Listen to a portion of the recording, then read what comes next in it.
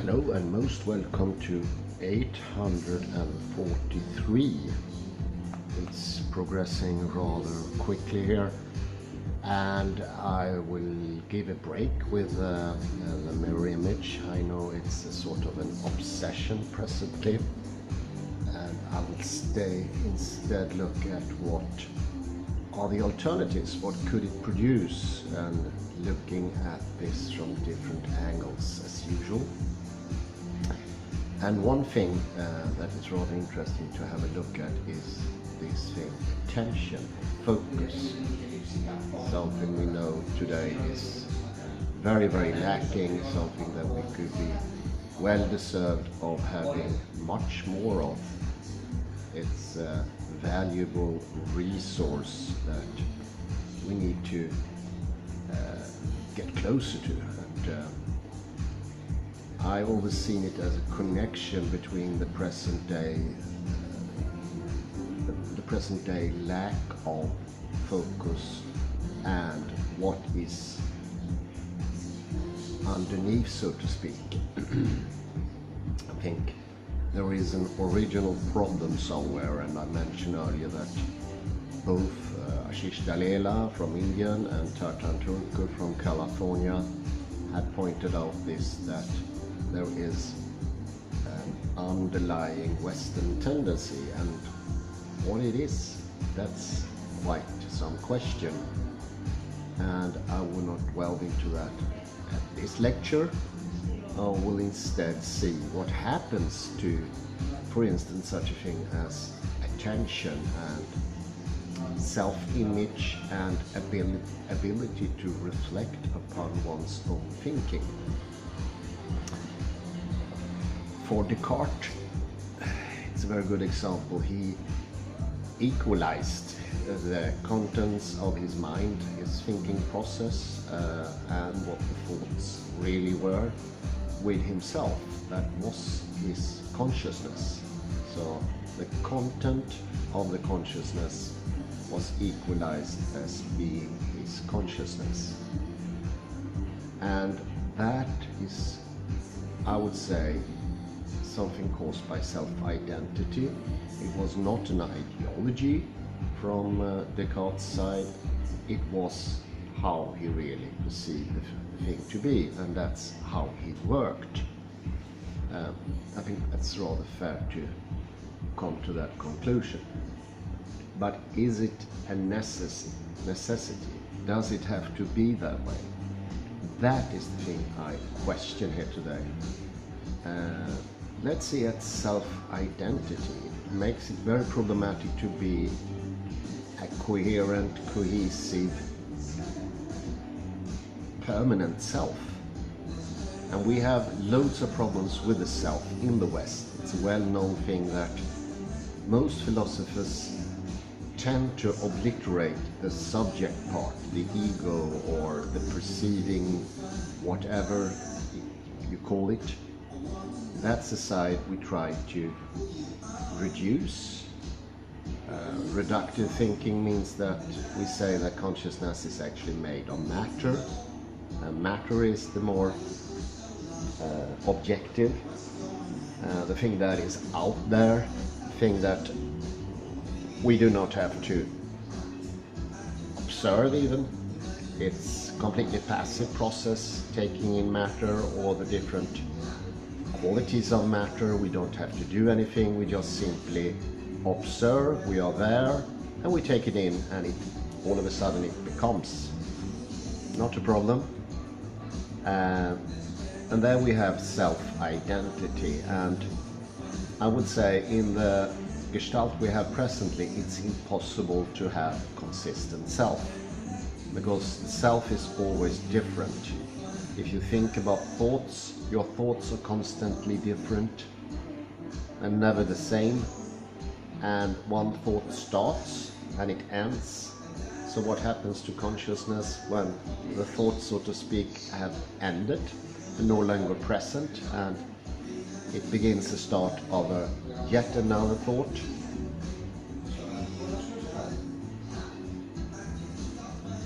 And this is endlessly going on and going on. It will never stop.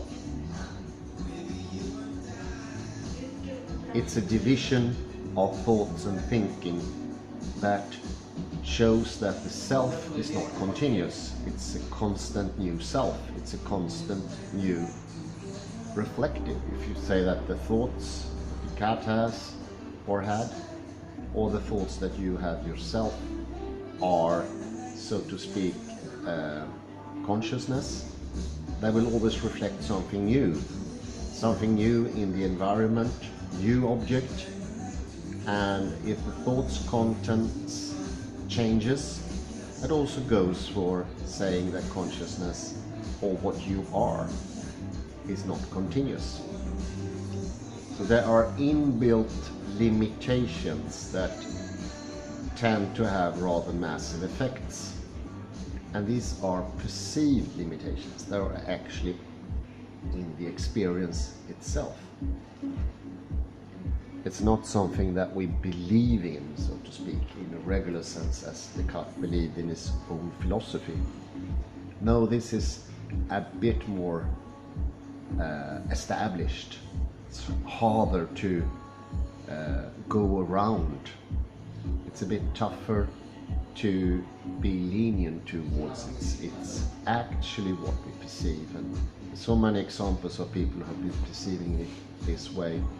For instance, I mentioned many times Dolbach, a person that fascinates me because the conclusions he made of the outer world was all his own making from his own very experience. And that makes it a very honest, I would say even testimony. It's a testimony of how it is actually to be in the world. And that makes it so vivid, real, true, and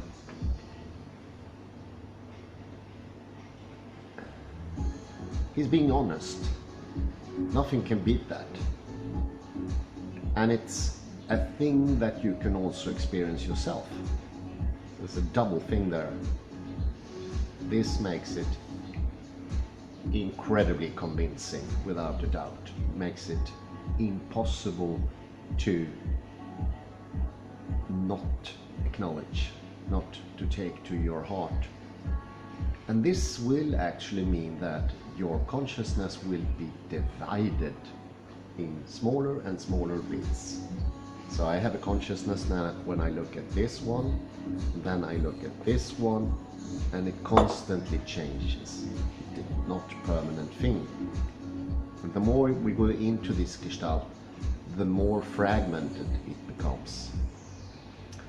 So it leads to several problems. Now I'm quite sure that the present problem of focus that we have in the modern world, so many people cannot focus, even develops pathological problems like ADHD, OCD, which we know is actually caused by lack of focus, lack of control, lack of direction in thinking, doing, acting, all those different modalities of the consciousness. That makes it problematic.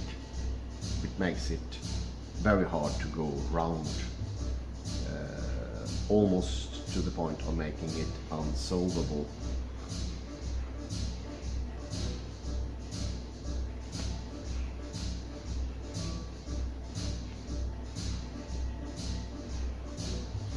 Putting a break here.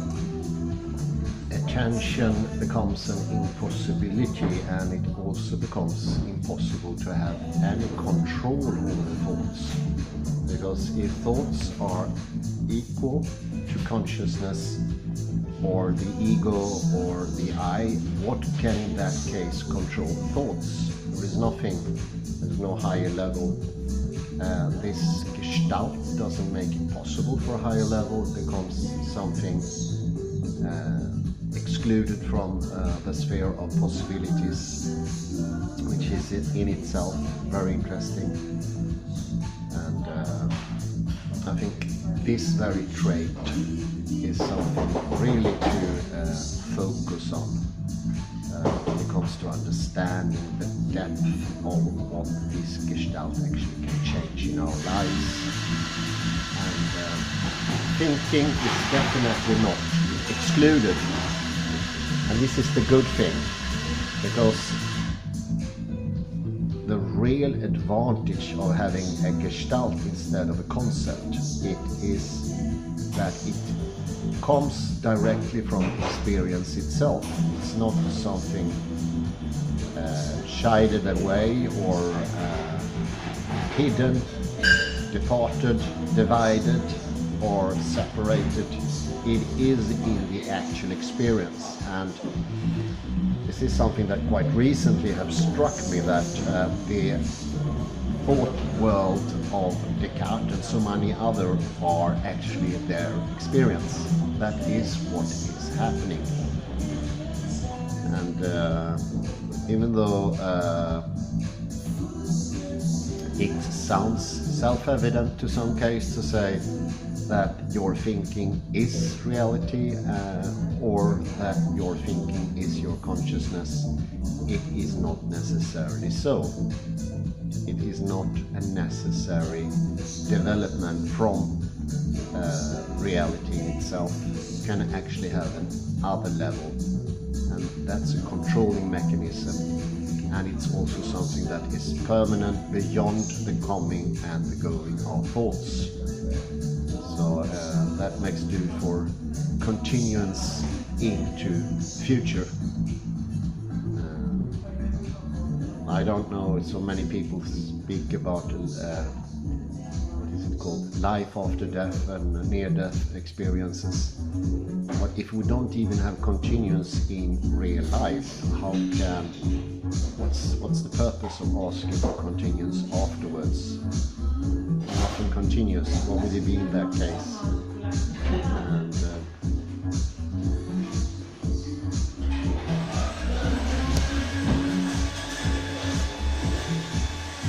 that could actually be one of the reasons there are so many people today who opt for not choosing that opportunity or that way of going about things, and instead thinking that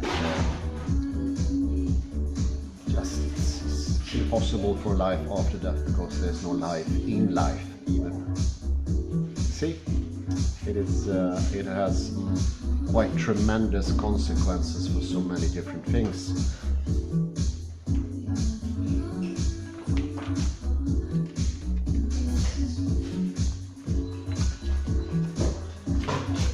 And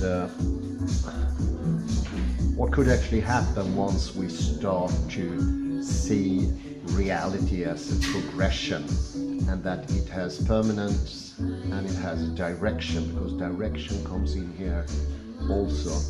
What would a direction in the body be if you don't have anything continuous?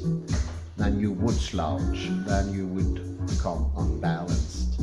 There would be no controlling mechanism or anything superior above or guiding thing that could lead you into the activity of going in a direction, going upwards, for instance.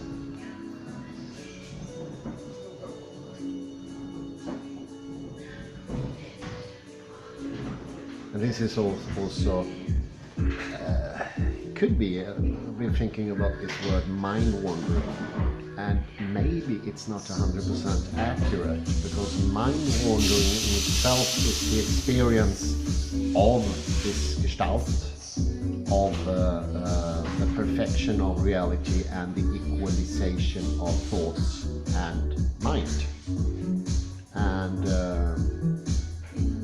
that also gave me a tool. This is very, very productive thing, Garcia.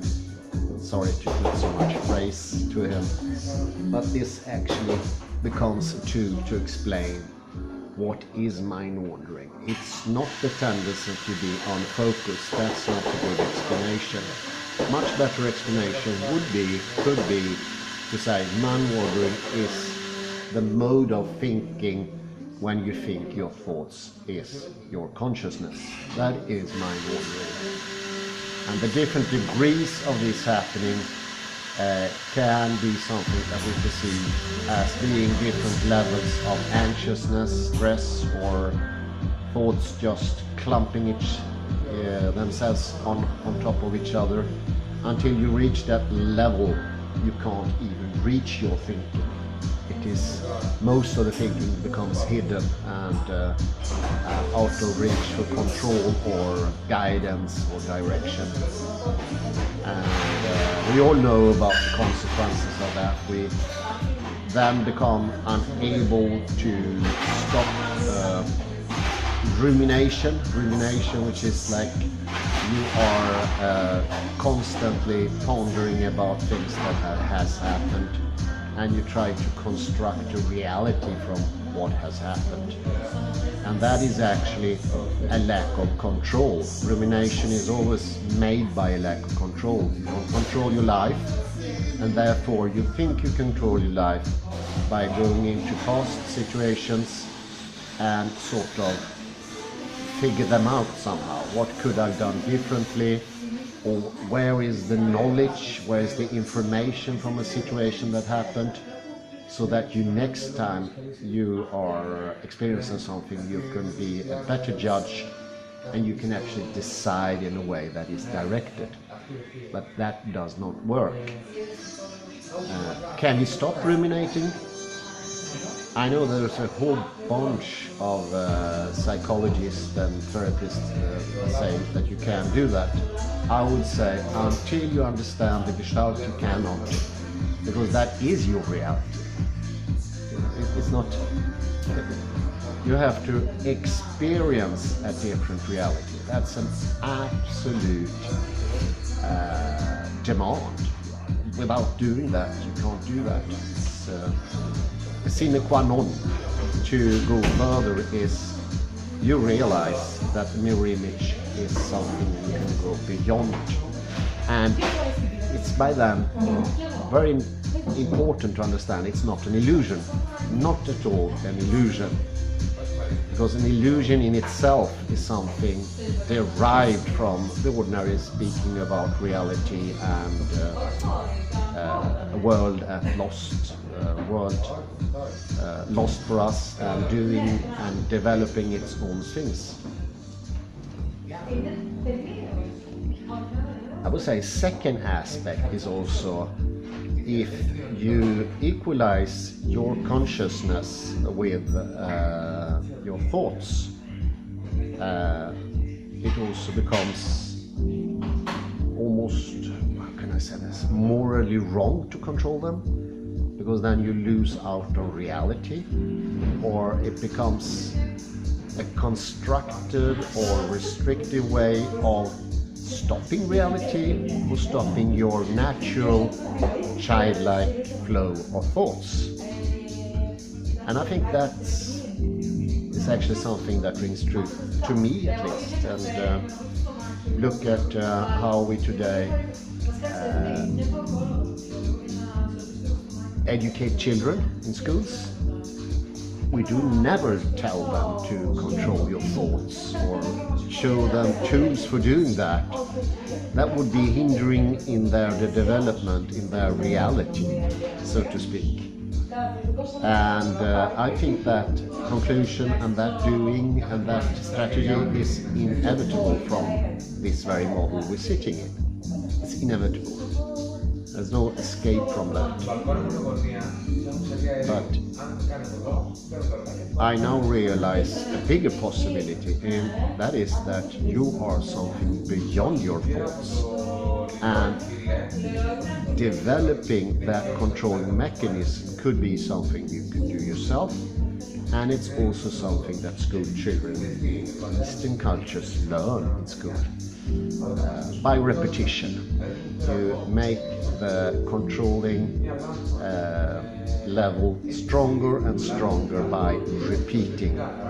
You make it muscular, so it is a muscle. The controlling mechanism is a muscle in itself, and it can always be made stronger, more flexible, and more lenient.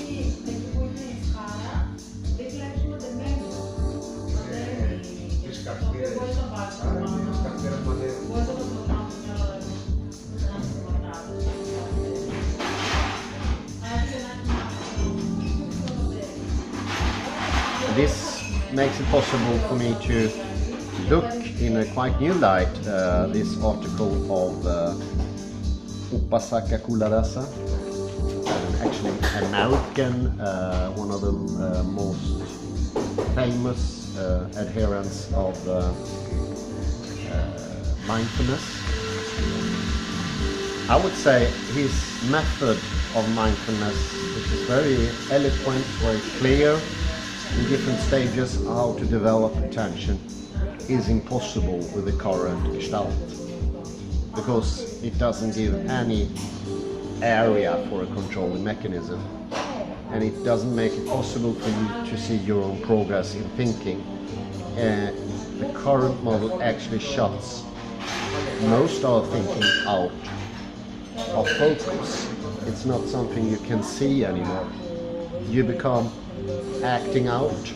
You directly react to what you say is reality, the stimuli which is outside of yourself, and there is no time lag. There is no little point where you can sort of put in the knife and make a distance between reality and what you think about it. You can put in a wedge, so to speak, between stimuli coming in and your reaction to that. And that would make it controllable and would make it possible for you to actually choose another way of going about the whole thing.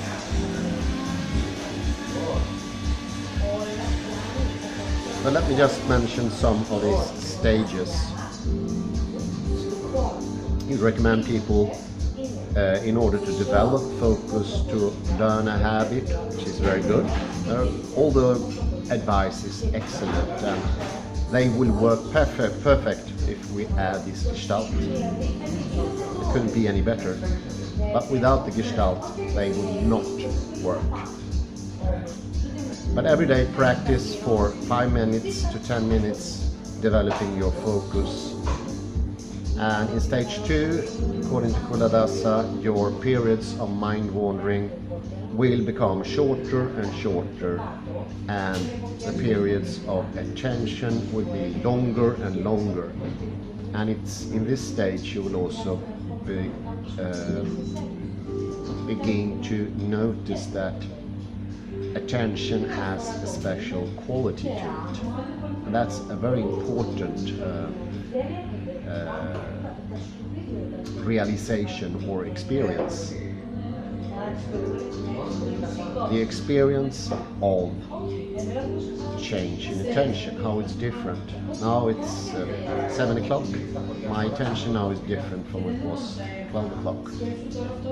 It's softer now. It's not as durable, my attention, and I'm much more susceptible to mind wandering or thoughts that are coming up. I cannot protect myself against them. And I would say that that will end up, that will be at its very worst when I'm asleep, because then all control is gone and thinking would lead me anywhere it wants, and I cannot control it anymore. Whereas if you practice some sort of mental hygiene on a daily basis, you will be able to control your thoughts, your dreams, and anything that comes up, even at night. So that would be saying goodbye to all nightmares. And I don't see that recommendation of any psychologist or therapist. But I would say that's the only way. You need to train your awareness muscle. And the first start of that is realizing the potentiality for it, that it can actually exist. It's not something that is an impossibility. It is a potential reality, something you can do.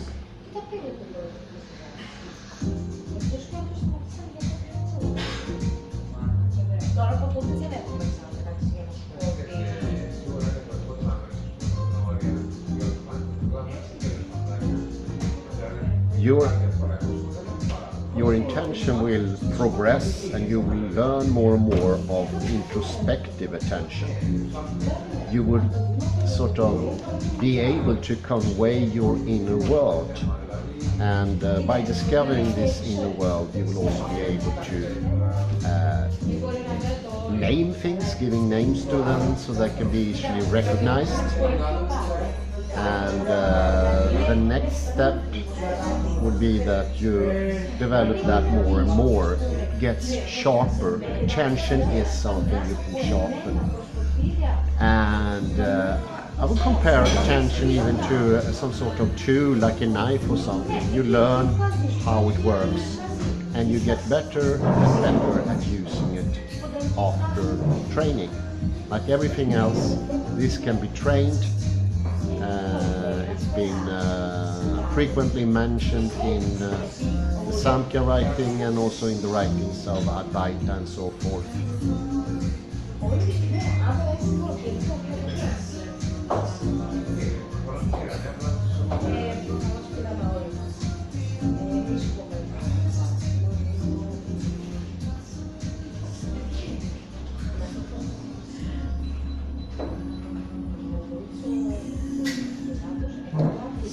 This third stage we're getting into now is when you will begin to notice distractions, and you will also see that just when the distraction turns up, there is a dullness coming up, and this is when the awareness gets a little weaker, and that specific dullness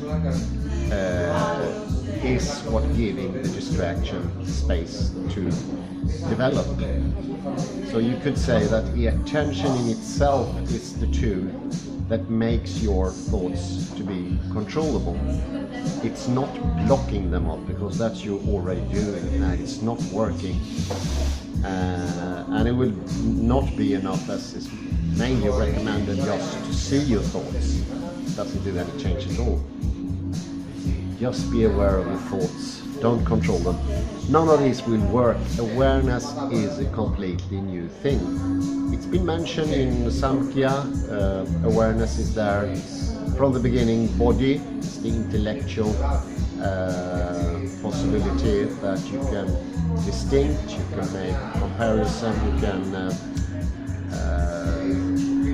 name things, and you can put them in hierarchies, and that is slowly giving you more and more control and make it possible for you to be the lord of your own inner world.